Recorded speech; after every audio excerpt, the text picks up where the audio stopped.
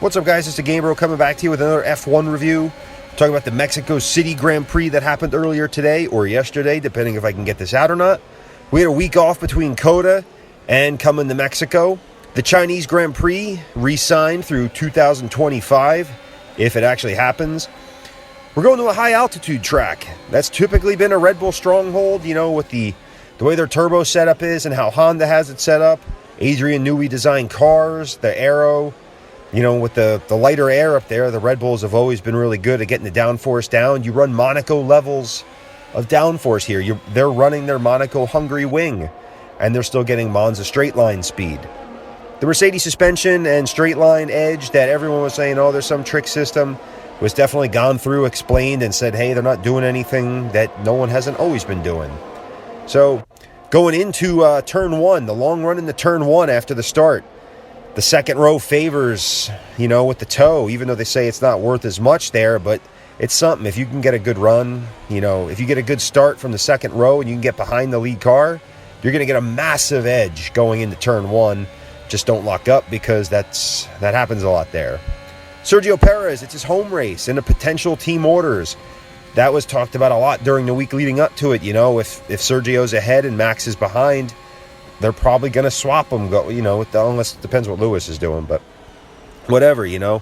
Big deal for Sergio going home after not being there for 2 years, especially didn't think he'd be racing again. So, really emotional day.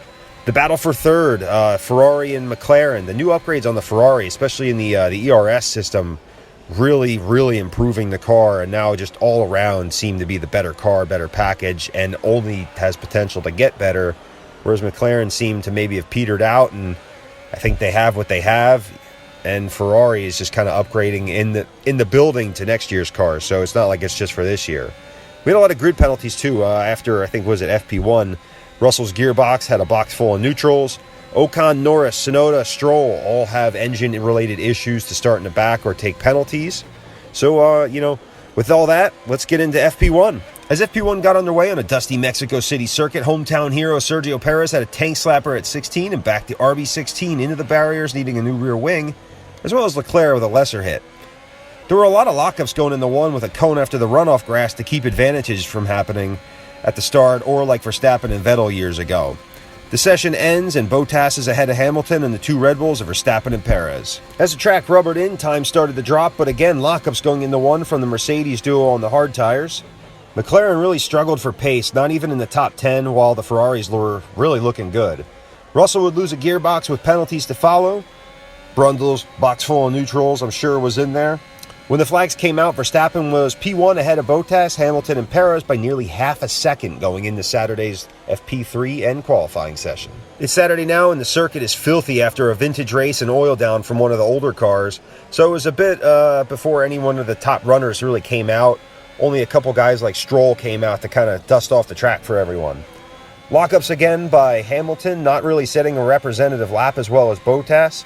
Hometown hero Sergio Perez would end up P1 ahead of Max Verstappen. Hamilton and Bottas going into quali with it really appearing to have Red Bull with the upper hand here. It's qualifying now. Q1 at the very start, Lance Stroll would lose it going onto the main straight, finding the barriers hard and bringing out the red flags for a bit, about a half hour or so. And it's already later, it's on Saturday, and I'm already getting aggravated that it's later in the day. I don't like when this stuff's on in the middle of the day. I like it when it's on in the mornings. Once back underway, Sainz's Ferrari would have a momentary power unit issue before getting on with it. Alonso being the surprise exit here behind teammate Ocon as he was set up for a good tow but didn't even get to start his lap. It's on the Q2 now. Towards the end of the session, Giovinazzi would spin lightly into the barriers, hitting square, and would see him, Vettel, Raikkonen, Russell, and Ocon be eliminated. Surprisingly, Tsunoda was sent out on a set of softs to get in the Q3, as starting from the rear would still have to start the race on the Q2 tires. Is this potentially a Red Bull or AlphaTauri strategy to call, you know, him to help Max or Pierre in Q3 and set up a good tow? Not sure. We're about to find out, and we'll see how it kind of messed a couple things up, and he took a lot of shit for it. All right, it's Q3. It's the session that counts. The first runs would see Bottas on provisional pole ahead of Hamilton and Verstappen, as Max had a pretty scruffy first lap. On the second run, Tsunoda would go off, causing Perez to get distracted as well in front of Max, killing his second run, and Bottas would take pole with a 1:15.875 ahead of Hamilton and Verstappen, still in a good spot for a great run in the turn one on Sunday. The rest of the top 10 was filled out with Perez, Gasly, Sainz, Ricciardo, Leclerc, Tsunoda, and Norris, giving Vettel a great chance starting 9th on fresh tires. Bottas would receive the first Fangio Award, too, from Jackie Stewart, and it was a really cool-looking trophy. It's lights out and away we go. We get Brundle back in the booth, fresh off another grid walk, letting you know there's now a rule about celebrity bodyguards because of him. And Bottas gets away, getting a great start, as well as Hamilton going down the inside. As they draw into one, Verstappen gets a great tow into the outside clear line and outbrakes the Mercedes duo, taking the lead and avoiding the impending carnage. Bottas is turned by locking up Ricciardo and spins in the following corner. Tsunoda and Schumacher also get collected by the sandwiched Alpine of Ocon, bringing out the safety car as Bottas and Ricciardo pit for new hards and a new McLaren front wing. On lap 5, Max gets a great restart and begins to pull away, pretty much ending any threat of Hamilton's victory. In the opening stint, most of the action was in the midfield until lap 30. Lewis Hamilton would pit for new hards to try to stay ahead of Perez, who wouldn't pit till lap 40, but after, Max pits on 34. Pretty much to the end, the main focus was Perez chasing down Hamilton on 10-lap fresher rubber. As Max had the fastest lap, Bottas would attempt twice and be successful in his second attempt to snag the point away from Max, leaving it with no one as his race was destroyed, being stuck behind Ricciardo a bunch. Slow stop with the locking wheel to add to a horrible start. Max would cruise to an easy win ahead of Hamilton, who would hold off the hard-charging hometown hero Sergio Perez. Gasly had a strong run in fourth, really being unbothered, followed by Leclerc, Sainz, Vettel, Raikkonen, Alonso, and Norris rounding out the points. In the driver standings, Max extends his lead to 19 points over Hamilton, followed by Bottas, now only 20 points ahead of Perez.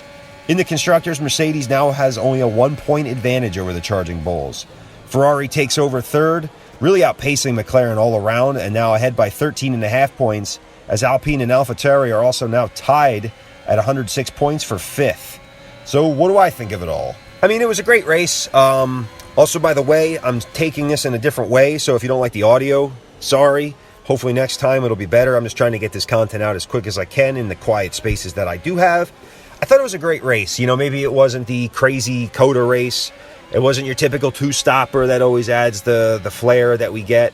But really, this was your typical, decent, good F1 race, you know? And just the fact that you had a good start, you had some, carnage at the beginning. It wasn't nuts, but, you had what you wanted to see. You had a great start. You had the toe kind of take control of the race on the start with Max getting around the outside. You had what you wanted to see happen. Adrian Newey had said that the wing on the Red Bull went over its terminal velocity in qualifying, and that's why it was cracking on Saturday. Did that tape and really the structural rigidity hurt them in qualifying? Not real sure, but either way, in the race, it proved that Red Bull was that great in the race. I mean, even with Perez being faster than Hamilton, just not able to get around him. And that was just great to see Sergio kind of, get to really be on the podium and enjoy it in front of his hometown fans. Great result, and just really helped bring him back in the Constructors Championships with Bottas just having and no fault of his own, bad race. But you know what? And that's the thing with the start. He was giving Hamilton maybe the inside to kind of let Lewis, let him by, but he gave him the room on the inside and didn't cover off Max on the outside. So that part is on him. Ricciardo dive bombing the first corner. Yeah, he could have backed off even a little bit more. But Valtteri, I don't think was really paying attention to that either. So that's kind of racing incident. No one really looked into that. I think the stewards kind of let that go and had a cheery day. After the start, everyone kind of settled in because, temperatures and taking care of the stuff, the brakes, always an issue. It sucks that Valtteri had a bad pit stop. That really took him out of it after being stuck behind Ricciardo forever. Then to get stuck behind him again. Then to have to take the pit stop, get screwed over with the blue flags with Max or whatever. So the first attempt at the fastest lap had to come in again. I don't know how many laps he finished down, but man, that sucks, embarrassing, but at least he did steal the point away. Not that I care, whatever, but, 1 point might make the difference in this Drivers' Championship. And let's talk about that now. What is it? 19 points. Lewis is down. If it gets to be over a full race distance, I'd start getting really worried if I were Lewis, because then, then you're throwing up a Hail Mary at that point. If you can keep it under a race distance of points right now, if you can keep it under 25, 26 points, with 2 to go, I'd say, okay, maybe there's some opportunity, but right now it's starting to look pretty bleak. We're going into Brazil next week. Another Red Bull great track. Thin air up there too, not as bad as Mexico, but, we'll see what happens. Ferrari really outpacing McLaren all around in general. Like, I know they weren't up there fighting for a podium, which maybe I thought they could have there, but, regardless, at a track, they showed how much stronger they were than McLaren, and even with the grid penalties, like, they just looked like they had them. And their qualifying results on Saturday, I don't think were very representative of how fast the car actually was. They kind of, I don't think they really fired their tires up either, but I don't know. Tire fire up was quite interesting, especially watching some of the practice runs and whatnot. The recharge lap or two between runs, and they were faster on the second go-round. So tire deg was not as crazy as maybe some people might have thought it would be. So that kind of took the threat of a two-stop strategy out of it. No one really forced the hands of that in the race. But another thing I want to talk about, Vettel, as awesome as Gasly did, had great pace, but he didn't really do any, he kind of ran his own race. He was there. It happened. But Vettel, man, first car starting on fresh rubber. They ran their strategy great. Nailed it. Great result for him. Good points. And then Raikkonen, kind of went unnoticed, finishing in the points as well. Great result for him. He seemed thrilled to be his last race in Mexico. Gave his typical wow message. And yeah. So, where do I see? We're starting, this is the first week of a triple header. We're in Brazil now in a week's time. Always a great race. Lots of action there. Great fans. If I don't know what the capacity is going to be. And that was another thing, the Mexico City fans, great fans, awesome to see the chaos there. But yeah, going into Brazil, you got to favor Max again. And it's looking pretty dark for Lewis. It's starting to set in. I think you could see his reactions. And you kind of see the emotion in the body language that, I don't want to say he's given up, but, I think he sees the writing on the wall here. And going forward, it's not looking good to some of these other tracks. But then again, you're going in, Qatar and Saudi Arabia. Who knows what could happen there? You're going in the, unknown track surfaces like we saw the other week with Red Bull struggling. So who knows? But going forward, I really everyone's leaning on Max. It's more or less in the Constructors' Championship. Can Red Bull get the Constructors? And back at the factory, that's what they care about. As much as Christian and Helmut probably want to give Max the driver's title.